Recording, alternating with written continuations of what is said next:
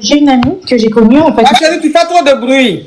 Ah, j'ai une amie que j'ai connue en faculté de droit. On était très amis. Comme limite sœur. Je l'invitais chez moi quand je travaillais, elle restait à la maison. Et petit à petit, j'ai remarqué qu'il y avait des vols chez moi. Mais je n'ai jamais rien vu. C'était des vols de nourriture, ça pouvait être des vols de vêtements. Mais à chaque fois, je me disais peut-être j'ai perdu ou ma mémoire n'était pas bonne.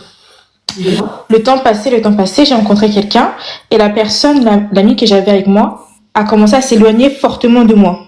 Mais beaucoup, beaucoup. Et à chaque fois que je lui disais, viens à la maison, passe un peu de temps avec moi, à chaque fois qu'elle venait, elle me disait qu'elle voulait jamais rien manger, qu'elle voulait jamais rien, vraiment rien du tout.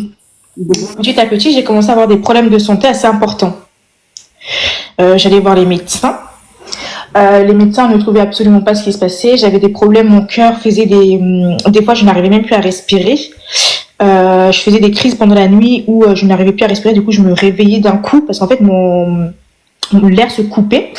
Et on est parti, on a fait des analyses et j'ai fait beaucoup d'analyses partout. Et ils me disaient, on trouve rien, on sait pas ce qui se passe, mais pour nous, vous avez absolument rien. Du coup, j'ai été sous calmant et tout ce qui allait avec.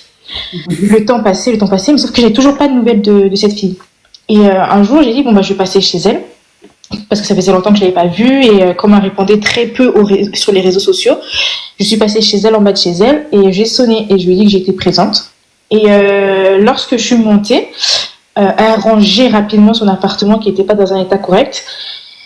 Et quand elle m'a demandé comment j'allais, je lui ai dit que c'était un peu compliqué, mais je lui suis pas rentrée dans les détails parce que j'aime pas trop raconter ma vie.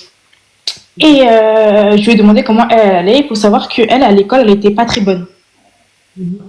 On était dans le même établissement, la même classe, le même amphi. Elle n'était pas très bonne et moi, j'étais un peu plus bonne qu'elle. Et quand je lui ai demandé comment ça allait, elle me disait que oui, que tout allait bien, que maintenant tout se passait bien, que l'école ça allait très très bien, et ainsi de suite. Bon, après je suis rentrée. Quand je suis rentrée ce soir-là, j'ai fait une crise au niveau gauche de mon ventre, une crise de douleur tellement importante que j'ai pas trop compris qu'est-ce qui se passait. Du coup, je suis allée aux urgences, on m'a emmenée aux urgences. Et aux urgences, ils m'ont dit, madame, vous n'avez absolument rien, on comprend pas d'où ça vient.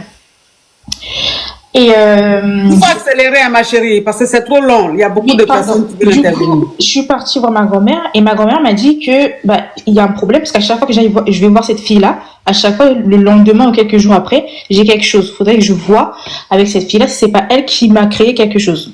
Donc la question c'est, est-ce que vous pensez que ça aurait pu avoir un lien avec cette fille-là? Parce qu'avant, j'ai jamais eu de problème de santé, rien du tout. Mais est-ce que moi je suis une charlatante pour voir? Franchement. Toute cette question-là, toute cette longue histoire-là pour me poser ce genre de questions, moi je ne peux pas savoir. Je ne suis pas dans votre vie là-bas, je ne sais pas qui elle est, je ne peux pas savoir. Je ne peux pas en fait. Si j'avais une boule en cristal, j'allais voir un peu ce qui s'est passé, mais je ne vois pas. Donc je ne peux pas me prononcer là-dessus, ma chérie. Bon, merci quand même, coach. Ma chérie. Une bonne journée. Également.